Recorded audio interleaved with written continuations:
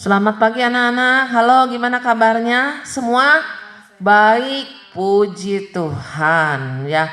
Oleh kemurahan Tuhan kita kembali datang berbakti kepada Tuhan. Semua anak-anak sudah siap, sudah mandi semua? Sudah, puji Tuhan ya. Sudah pakai baju, jangan baju tidur ya. Semua sudah mandi, pakai baju yang rapi. Kita akan beri bakti kepada Tuhan, walaupun anak-anak tetap masih ibadah online ya di rumah, tapi kita harus sungguh-sungguh dalam beribadah kepada Tuhan. Puji Tuhan. Yuk kita akan naikkan pujian, segala puji syukur bagimu Tuhan. Semua bangkit berdiri anak-anak. Yuk. Segala puji.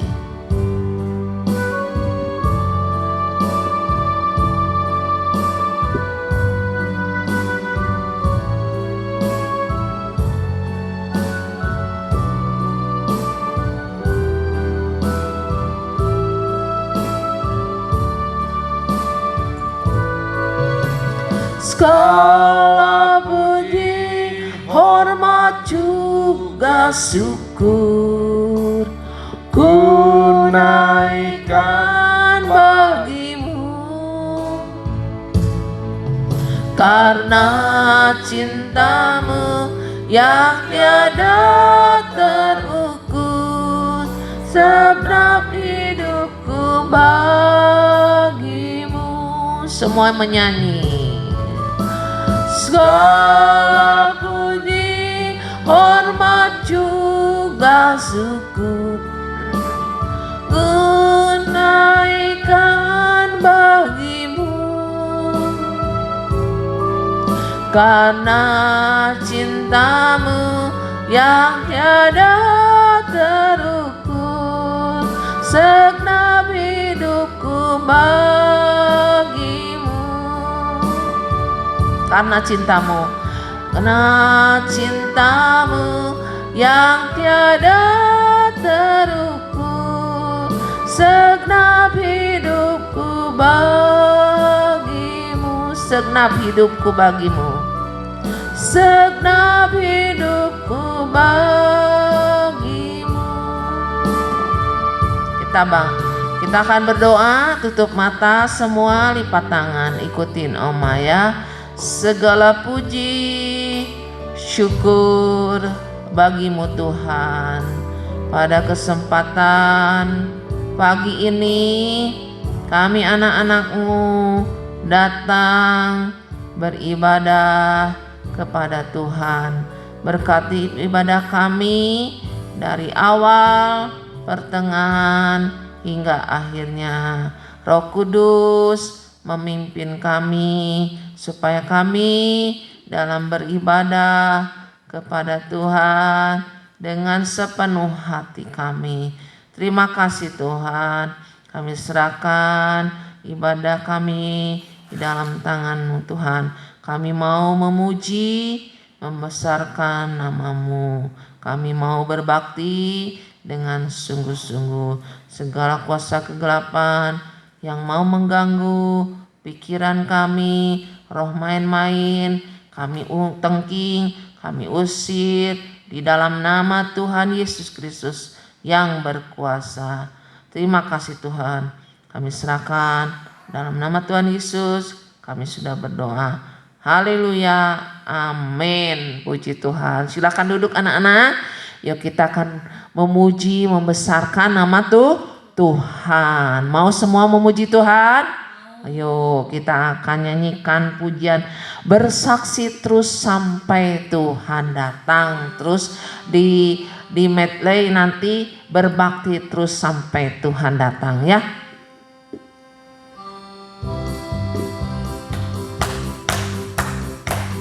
Ayo dengan semangat ya memuji Tuhan. Tepuk tangan semua. Bersaksi terus sampai Tuhan datang. Bersaksi terus sampai Tuhan datang. Bersaksi, bersaksi, bersaksi, haleluya. Bersaksi terus sampai Tuhan datang. Bersaksi terus sampai Tuhan datang. bersaksi terus sampai Tuhan datang. Bersaksi, bersaksi, bersaksi, haleluya. Bersaksi terus sampai Tuhan datang. Bersaksi terus sampai Tuhan datang. Bersaksi terus sampai Tuhan datang. Bersaksi, bersaksi, bersaksi, haleluya. Bersaksi terus sampai Tuhan datang. Berbakti, berbakti terus sampai Tuhan datang. Berbakti terus sampai Tuhan datang. Berbakti, berbakti, berbakti, haleluya. Berbakti terus sampai Tuhan datang. Berbakti, berbakti terus sampai Tuhan datang. Berbakti terus sampai Tuhan datang. Berbakti, berbakti, berbakti, haleluya. Berbakti terus sampai Tuhan datang. Puji Tuhan anak-anak. Mau berbakti sampai Tuhan datang? Ayo benar. Ibadah online aja ada yang males ibadah ya. Harus setia ya sampai Tuhan datang. Terus bersaksi, bersaksi menyaksikan Tuhan ya. Nah, sampai Tuhan datang. Kita akan nyanyikan pujian Aku Anak Terang ini. Nanti kita belajar ya. Belajar nyanyian yang baru. Aku anak terang, tugasku memberita.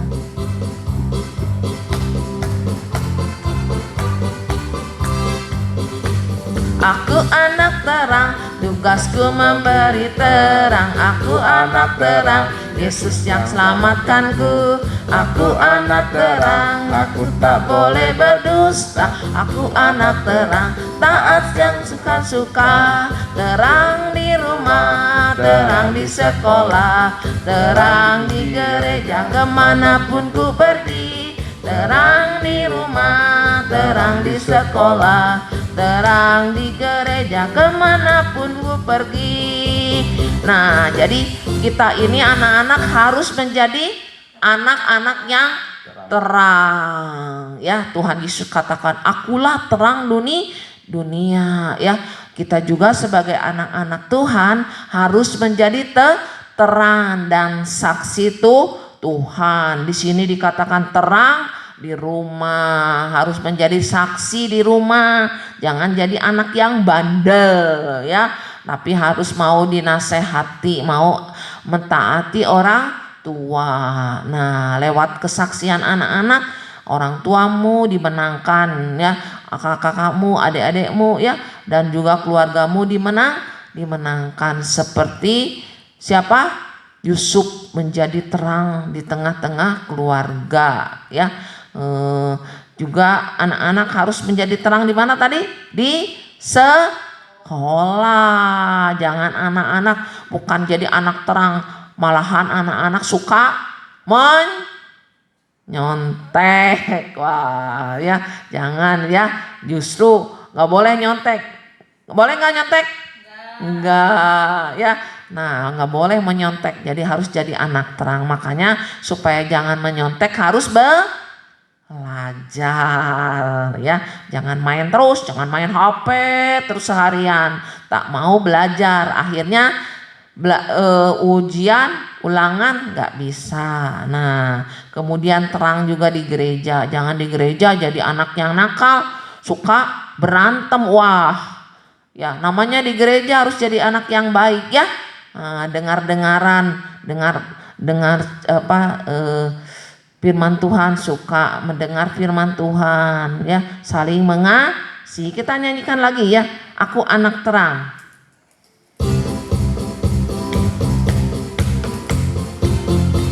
Semua nyanyi ya. Aku anak terang, tugasku memberi terang. Aku anak terang, Yesus yang selamatkanku. Aku anak terang, aku tak boleh berdusta. Aku anak terang, taat yang Tuhan suka.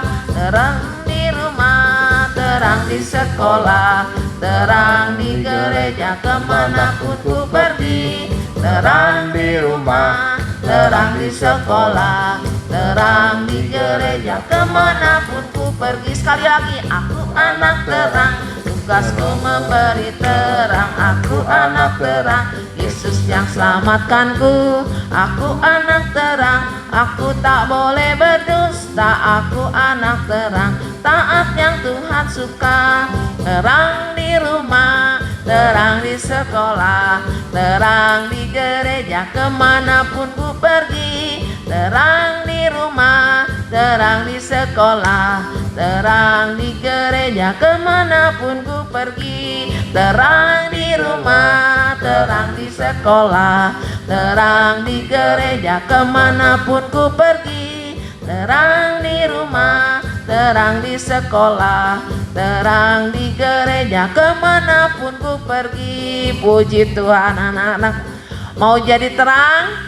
Puji Tuhan, dimanapun kita berada, kita pergi dimanapun, kita harus menjadi terang saksi Tuhan. Puji Tuhan. Yuk kita akan mendengarkan firman Tuhan. Kita akan nyanyikan pujian Roh Kudus yang manis. Semua bangkit berdiri. Ku buka hatiku untuk firman-Mu. Semua menyanyi.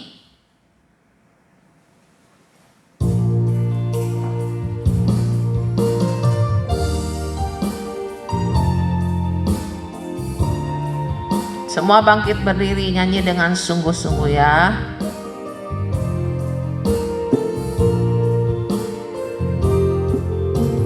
Ku buka hatiku untuk firman-Mu.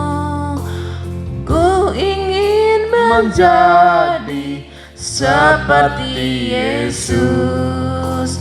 Berfirmanlah Tuhan, ku mau mendengar dan melakukannya setiap hari. Ku buka hatiku, ku buka hatiku untuk firman-Mu. Ku ingin menjadi seperti Yesus. Berfirmanlah Tuhan, ku mau mendengar dan melakukannya setiap hari. Roh Kudus yang manis, semua angkat tangan. Roh Kudus yang manis, tolong aku menuruti firman Tuhan. Roh Kudus yang manis, jadikanku anak Tuhan yang manis. Roh Kudus yang manis, Roh Kudus yang manis, tolong aku menuruti firman Tuhan. Roh Kudus yang manis, jadikanku anak Tuhan yang manis. Anak Tuhan yang manis, anak Tuhan yang manis. Kita akan berdoa, semua tutup mata, lipat tangan. Ya Tuhan, Roh Kudus yang manis, tolong aku dalam mendengarkan firman Tuhan, supaya kami sungguh-sungguh dan firman-Mu tertanam di dalam hati kami, supaya anak-anak-Mu semua diberkati lewat firman-Mu, diubah menjadi anak-anak yang lebih baik lagi. Tuhan tolong kami, semua anak-anak-Mu yang mendengarkan siaran lewat online ini, Tuhan berkati. Terima kasih. Berfirmanlah Tuhan bagi kami semua, urapi hamba-Mu di dalam menyampaikan firman-Mu, supaya anak-anak, dari mulai anak-anak yang kecil yang besar, bahkan yang remaja, mereka mengerti akan firman-Mu dan mereka melakukan firman-Mu. Tolong Roh Kudus yang manis supaya kami menjadi anak-anak yang taat, yang menuruti firman-Mu. Terima kasih Tuhan. Di dalam nama Tuhan Yesus, hamba mohon dan peralaskan doa ini. Haleluya.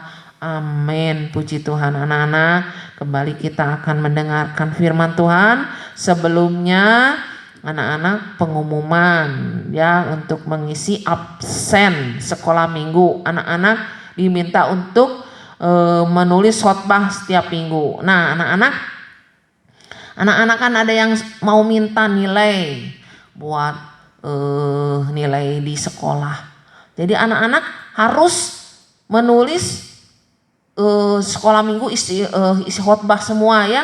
Nah, jadi itu untuk nilai di sekolah nanti ya. Jangan nggak pernah ngasih foto catatan khotbah ke kakak Juli, hanya beberapa orang saja. Terus anak-anak minta nilai, minta soal. Wah, bagaimana mau nilainya kalau anak-anak tidak mengikuti ibadah online ya. Nah, sebabnya anak-anak semua mulai sekarang ini absen harus diisi ya. Anak-anak harus mengirimkan catatan khotbah, catatan cerita firman Tuhan. Nah, nanti nilainya kalau anak-anak tidak memberikan catatan ini, nilainya jadi kecil ya. Makanya harus kita mau taat firman Tuhan, dengar-dengaran. Kan tadi katanya mau berbakti terus sampai Tuhan datang. Ibadahnya malas. Kapan ya? Kalau ibadah malas, anak-anak bisa nanti terangkat ke surga enggak? Jadi harus anak-anak yang setia, yang sungguh-sungguh mau beribadah kepada Tuhan ya. Mau anak-anak semua? Mau, puji Tuhan. Yuk ya, Oma mau tanya, minggu yang lalu kita berapa kali tentang apa firman Tuhan? Akhir hidup orang yang tidak setia, sampai berapa? 4 kali. Nah, 4 kali. Dan yang terakhir adalah kemarin tentang apa? Siapa yang tahu? Ayo. Ada yang tahu? Tentang Yudas Iskariot. Yudas Iskariot ini adalah seorang rasul yang mengkhianati Tuhan Yesus, sampai Tuhan pun dijual ya. Sebab dia ini cinta akan uang, serakah sama uang, sampai Tuhan pun dijual.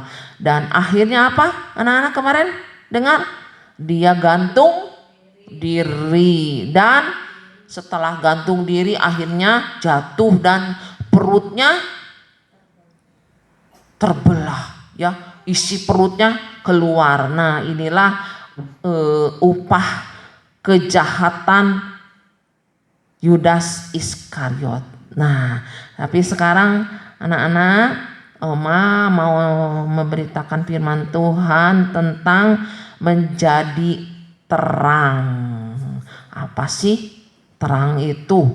Anak-anak, kalau anak-anak suka gelap atau suka terang?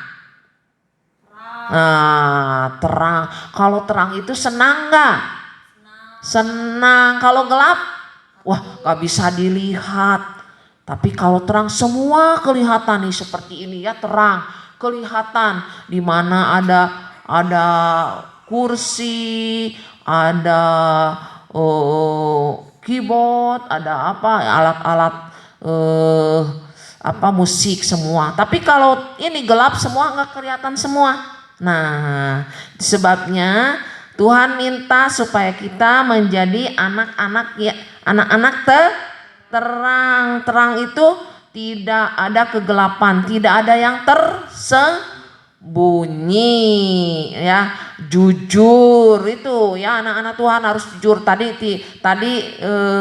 nyanyian tidak boleh berdusta, apalagi tadi menjadi terang tidak boleh berdusta. Nah, jadi kita itu yang Tuhan suka, sebabnya harus menjadi terang kita, puji Tuhan, menjadi saksi Kristus. Ayo kita akan baca di dalam 2 Raja-Raja pasal 5 ayat 1 sampai dengan 14. Ini tentang Naaman disembuhkan, ya. Nah, nanti ada gambarnya, ya. Naaman panglima Raja Aram. Panglima Raja Aram. Coba lihat panglima. Wah, kalau sekarang sepangkat jenderal. Wah, jenderal, ya. Jenderal. Jadi Naaman ini panglima Raja Aram, adalah seorang terpandang di hadapan rajanya atau tuannya dan sangat disayangi. Kenapa anak-anak?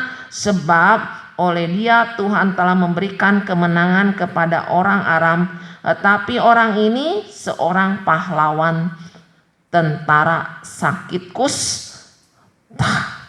Jadi ini panglima Naaman ini adalah seorang jenderal, ya. Nah, dia ini bisa berperang tapi selalu menang. Nah, selalu menang, tidak jarang kalah, menang terus. Kenapa? Karena Tuhan menyertai dia. Kemenangan itu dari Tuhan, ya. Walaupun dia bukan orang Israel, Tuhan memberikan kemenangan, ya. Pada satu kali Naaman ini berperang dengan bangsa Israel. Kenapa bisa bangsa Israel kalah sama Naaman? Sebab orang Israel itu sudah meninggalkan Tuhan. Nah, ayat 2. Orang Aram pernah keluar bergerombol dan membawa tertawan seorang anak perempuan dari negeri Israel. Ia menjadi pelayan bagi istri Naaman. Ya, ayat 3. Berkatalah gadis itu kepada nyonyanya, sekiranya tuanku menghadapi nabi yang di Samaria itu, maka tentulah nabi itu akan menyembuhkan dia dari penyakitnya. Ya, sayang Naaman itu tadi penyakit apa, anak-anak? Kusta. Wah, penyakit kusta ini adalah penyakit yang kalau di bangsa Israel penyakit yang najis, ya. Nah, coba kita baca di dalam Imamat pasal 13, ya. Yang Imamat pasal 13, bagaimana sih orang yang sakit kusta itu, ya. Imamat, ini Imamat perjanjian lama, perjanjian baru, anak-anak. Ayo, perjanjian lama atau baru? Siapa yang tahu? Baru? Oh, lama, perjanjian lama, Imamat pasal yang ke-13 ayat 45 sampai 46. Ya, begini bunyinya. Imamat 13 ayat 45. Orang yang sakit kusta harus berpakaian yang cabik-cabik. Cabik-cabik tuh compang-camping, ya. Robek-robek. Seperti apa ya? Kalau di jalanan itu, ya, pakai robek-robek. Aduh, kasihan sekali, ya, harus dirobek-robekin, ya. Nah, cabik-cabik. Rambutnya terurai, jadi harus panjang. Wah, dan lagi ia harus menutupi mukanya sambil berseru, najis, ya. Jadi tadi pakaiannya sobek-sobek, rambutnya terurai panjang. Kemudian kalau ia bertemu dengan orang harus menutup mukanya. Najis. Nah, kasihan, ya, itulah orang kusta. Kemudian apalagi? Ayat yang ke-46. Selama ia kena penyakit itu, ia tetap najis. Memang ia najis, ia harus tinggal terasing di luar perkemahan. Itulah tempat kediamannya. Jadi di luar Israel, di perkemahan, ya, di luar perkemahan. Nah, ya, Jadi tidak boleh bersatu. Itulah ya orang berpenyakit kusta. Nah, Naaman ini penyakitnya kusta. Ya anak-anak. Nah, kalau di Israel harus diasingkan ya.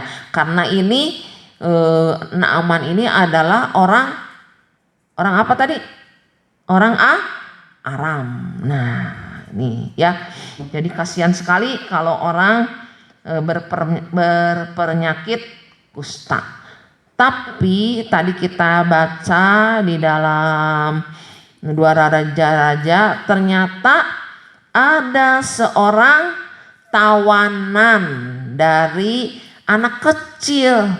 Ya, coba anak kecil ini menjadi tawanan waktu dalam peperangan melawan orang Israel. Lalu tawanan ini, biasanya tawanan itu dibawa, ditawan, dan akhirnya dia ini menjadi pelayan pada istrinya Naaman.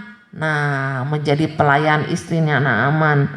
Kemudian kata anak ini berkatalah gadis itu kepada nyonyanya, kepada istrinya Naaman, sekiranya tuanku menghadap nabi yang di Samaria itu, maka tentulah nabi itu akan menyembuhkan dia dari penyakitnya.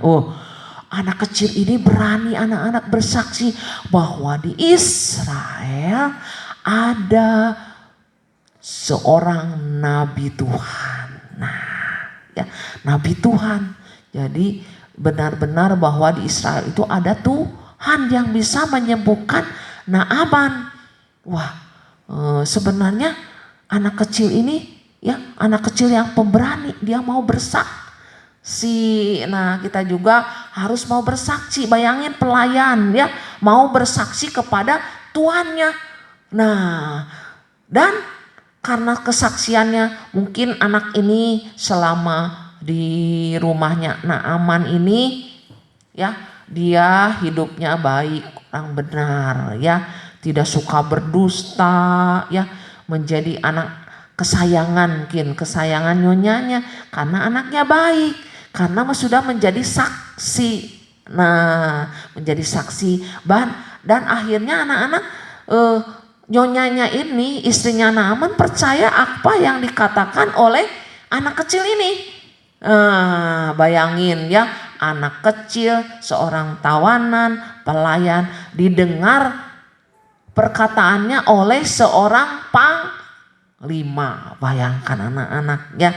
Nah, kita juga harus didengar perkataan kita ya. Kalau menjadi saksi, pasti kita didengar perkataan kita ya. Nah, jadi waktu itu dia bersaksi bahwa di Israel ada seorang nabi Tuhan yang bisa menyembuhkan penyakit Naaman. Mungkin waktu itu Naaman pergi kemana-mana ya, dia kan seorang panglima, apalagi dia seorang yang disayang oleh raja ya, pasti sudah berobat kemana-mana tapi tidak sembuh penyakitnya. Nah, lalu istri Naaman bilang kepada Naaman, "Pak, kata anak ini bahwa di Israel ada seorang nabi yang bisa menyembuhkan penyakit Bapak." Lalu Naaman pun percaya ya. Nah, Naaman pun percaya apa yang dikatakan oleh anak kecil ini. Lalu Naaman pergi kepada Raja Aram ya. Nah, ayat 4. Lalu pergilah Naaman memberitahukan kepada tuannya, katanya, beginilah dikatakan oleh gadis yang dari negeri Israel itu. Maka jawab Raja Aram, baik, pergilah, dan aku akan mengirim surat kepada Raja Israel. Lalu pergilah Naaman dan membawa sebagai persembahan 10 talenta perak dan 6.000 sikal emas dan 10 potong pakaian. Nah, jadi waktu itu dikasih tahu kepada raja, lalu raja menulis surat untuk diberikan kepada raja Israel.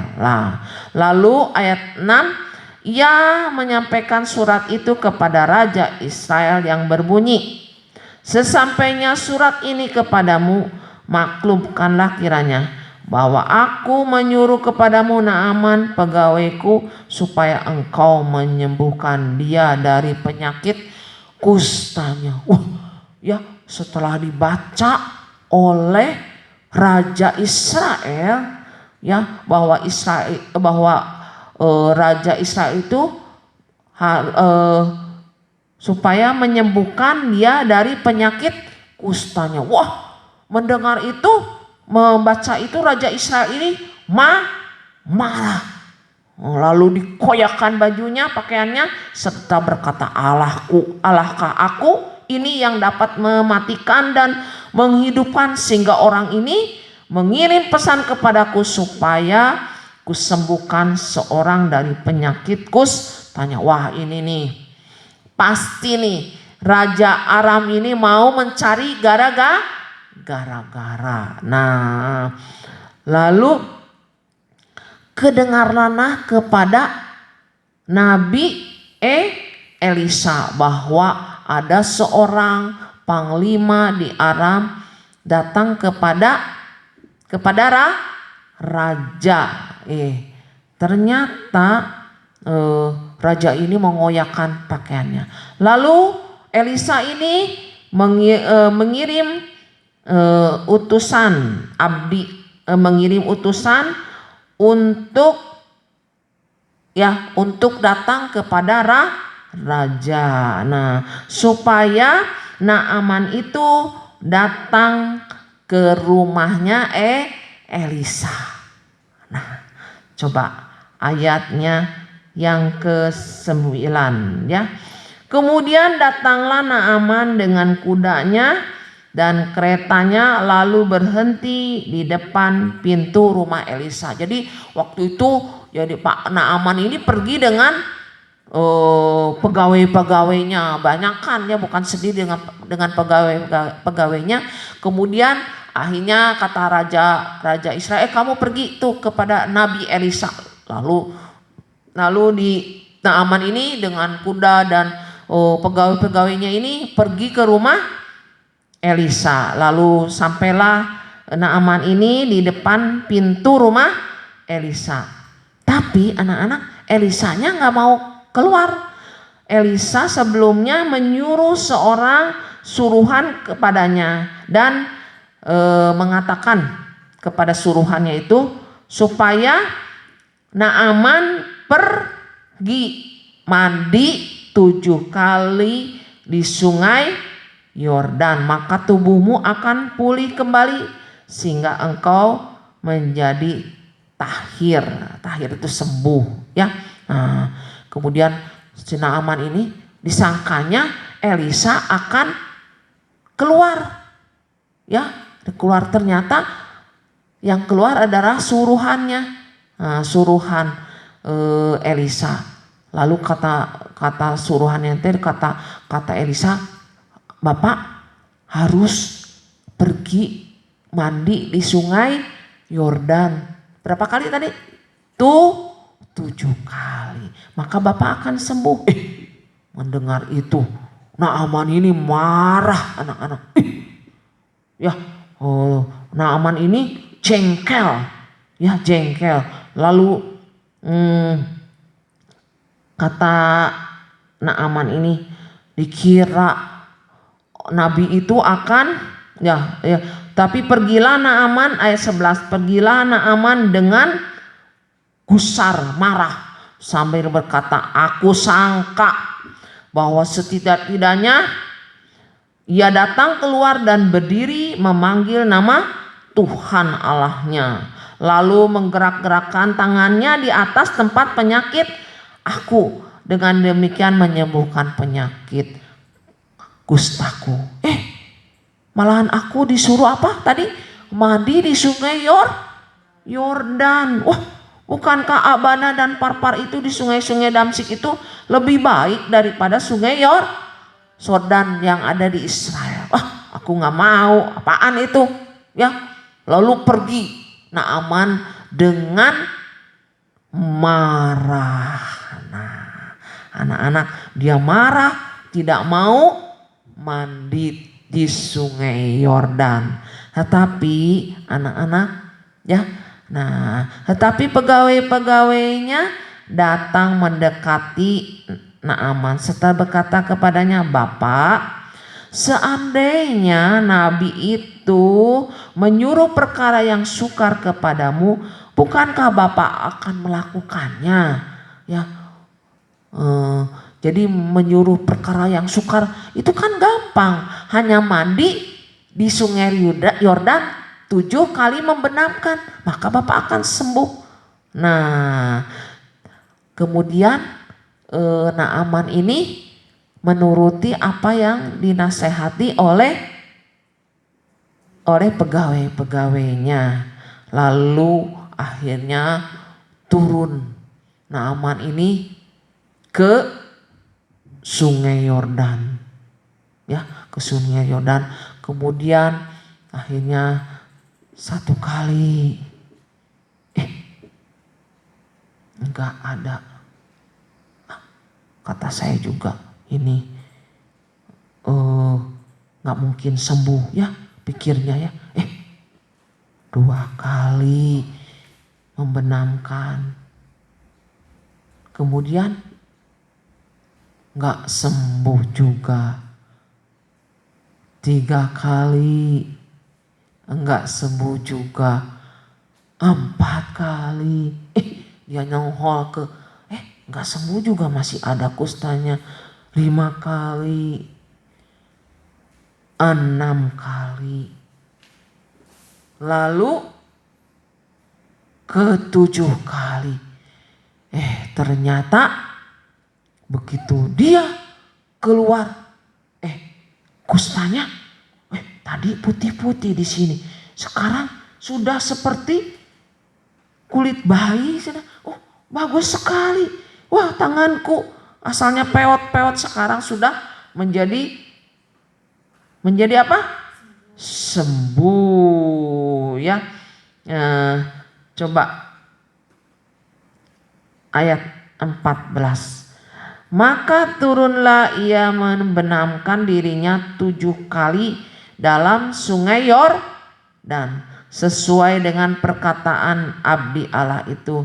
Lalu pulihlah tubuhnya kembali seperti tubuh seorang anak. Wah, dan ia menjadi tahir. Waduh, asalnya keriput-keriput ya, sudah asalnya ada bintik-bintik ya, sekarang sudah menjadi mulus seperti apa? Seorang anak ya, seorang anak. Wah, kalau kulit anak-anak kan bagus ya, nggak seperti Oma nih. Sekarang udah ada bintik-bintik, bintik hitam, bintik putih, kemudian kerut-kerut. Wah, Naaman ini selain sembuh, dia pun jadi kulitnya seperti anak. Puji Tuhan ya, puji Tuhan. Jadi anak-anak, ini Naaman ini ya mau mendapat nasihat dari siapa tadi? Bawahannya. Dan dia mau mendengarkan nasihat bawahannya ya. Jadi hatinya Naaman ini walaupun dia sudah marah tadi, tapi hatinya baik.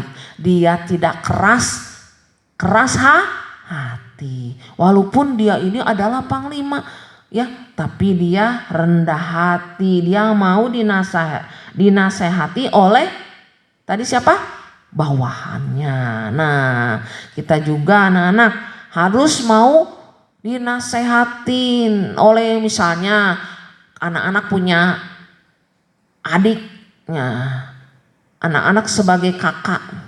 Nah, anak-anak kalau adik-adiknya nasehatin, mungkin kalian sebagai kakak mungkin melakukan yang gak benar, kemudian adiknya menasehati kalian. Nah, harus terima, jangan keras hati ya. Kalau itu nasihatnya baik, jadi harus mau dinasehatin ya. Jadi kita juga sebagai orang tua, orang sudah tua, kalau dinasehatin yang baik oleh anak kita ya, kalau nasihatnya itu baik, kita juga harus menerima nasihat. Gak apa-apa, nasihat itu walaupun anak-anak nasihatin orang tua, kalau itu baik, itu kita harus menerima. Nah ya, jadi sebagai anak-anak yang kecil maupun yang besar, ya bagi orang tua juga kita harus mau menerima nasihat yang baik ya. Begitu juga tadi nasihat siapa tadi? Anak apa? Anak tawanan, pelayan lagi. Tapi Naaman ini mau ya menerima nasihat dari anak kecil ini. Nah, sehingga dia mengalami kalau tidak tadi nggak mau dinasihat, udah pulang aja lah. Udah pulang lah, kita pulang. Kita pulang. Di sana juga ada abana parpar ya. Bagus-bagus, sana aja kita. Nah, coba sembuh gak Naaman? Gak akan sembuh ya. Nah, gak akan sembuh sebab tadi firmannya mengatakan harus di sungai Yordan. Nah, jadi anak-anak kita juga harus mau dengar-dengaran pada firman Tuhan ya. Naaman mau dengar akan firman Tuhan sehingga akhirnya dia pulang dengan sembuh dari penyakit kustanya ya. Nah, anak-anak, jadi lewat kesaksian seorang anak ya, dia membawa kesaksian. Pasti Naaman setelah pulang dari Israel, dari Samaria itu pasti dia bersaksi, oh iya ternyata benar apa yang dikatakan anak kecil ini, bahwa di sana itu ada Tuhan yang hidup, yang bisa menyembuhkan ya, yang bisa menolong. Bahkan nih saya asalnya kusta, saya bisa sembuh. Oleh karena apa? Oleh karena kesaksian anak kecil ini ya. Sebabnya anak-anak, ayo kita mulai sekarang kita harus mau bersaksi ya, mau bersaksi menceritakan akan kebaikan Tuhan ya, menyaksikan bahwa Yesus bisa menyembuhkan dari berbagai penyakit.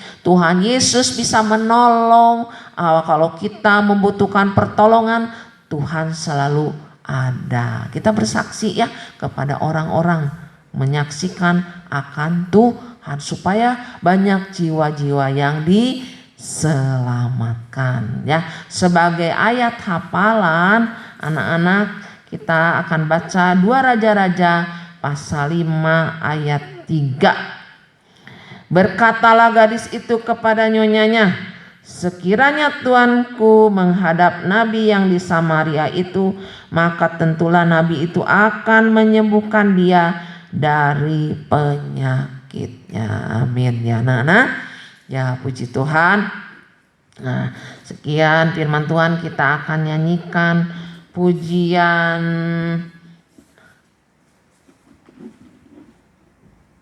jangan pernah menyerah. Nah, jangan kita pernah menyerah. Mungkin anak-anak ada yang mau didoakan, anak-anak bisa tangannya diangkat, anak-anak bisa dalam hati ya, Tuhan saya mau minta ini ya. Nah, Tuhan akan menolong kalian ya. Jangan pernah menyerah. Yuk kita nyanyikan, semua bangkit berdiri.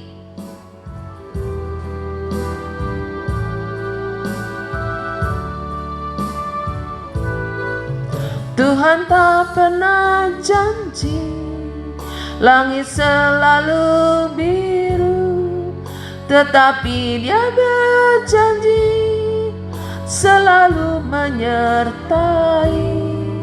Tuhan tak pernah janji jalan selalu rata, tetapi Dia berjanji berikan kekuatan. Jangan pernah menyerah, jangan berputus asa. Mujizat Tuhan ada saat hati menyembah. Jangan pernah menyerah, menyerah, jangan berputus asa. Mujizat Tuhan ada bagi yang setia dan percaya. Tuhan tak pernah janji langit selalu biru, tetapi Dia berjanji selalu menyertai. Tuhan tak pernah janji jalan selalu rata, tetapi Dia berjanji berikan kekuatan. Semua angkat tangan. Jangan pernah menyerah, jangan berputus asa. Tuhan ada saat hati menyembah. Jangan pernah menyerah, jangan berputus asa. Mujizat Tuhan ada bagi yang setia dan percaya. Bagi yang setia dan percaya. Bagi yang setia dan percaya. Haleluya Tuhan. Benar mujizat-Mu masih ada. Mujizat Tuhan, mujizat kesembuhan yang dialami oleh Naaman. Tuhan, dari dulu, sekarang, dan selama-lamanya Engkau Allah, tabib, dokter dari segala dokter, yang bisa menyembuhkan, menolong kami Tuhan. Itu sebabnya semua anak-anak sekolah minggu jangan pernah menyerah. Apapun keadaan kita sekarang, Tuhan berjanji akan menolong kita. Itu sebabnya Tuhan, terima kasih buat firman-Mu, supaya tanamkan firman-Mu di dalam kehidupan kami, supaya kami tetap bersandar dan selalu menyembah kepada Allah yang hidup, yaitu Allah yang sudah menciptakan langit dan bumi serta isinya, yaitu Tuhan kita Yesus Kristus. Terima kasih buat firman-Mu bahwa Engkau Allah yang hidup, yang Allah yang kami sembah.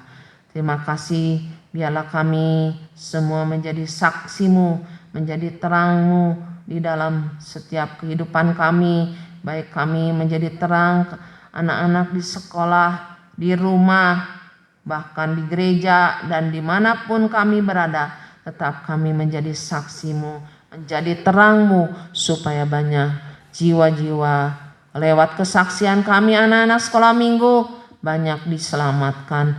Terima kasih Tuhan, terima kasih Yesus untuk firman-Mu. Berkati anak-anak semua, jika ada mereka yang sakit Tuhan, Tuhan ulurkan tangan-Mu jamah dan sembuhkan. Yang dalam kekurangan Engkau cukupi setiap kebutuhan anak-anak, baik untuk biaya sekolah mereka Tuhan cukupi. Orang tua mereka berkati usaha pekerjaan mereka. Terima kasih yang belum bekerja, Tuhan tolong buka jalan bagi keluarga orang tua mereka. Terima kasih Tuhan, kami serahkan semuanya di dalam tangan Tuhan. Kau memberikan kesehatan, umur panjang, dan juga jauhkan dari COVID-19. Tetapi kami Tuhan mendapatkan naungan, lindungan, penyertaan Tuhan selalu. Terima kasih Tuhan, kami serahkan di dalam nama Tuhan Yesus Kristus. Kami mengucap syukur dan sudah berdoa, biarlah berkat ini kami terima dengan ucapan syukur. Di dalam nama Tuhan Yesus kami mengucap syukur dan sudah berdoa. Haleluya. Amin.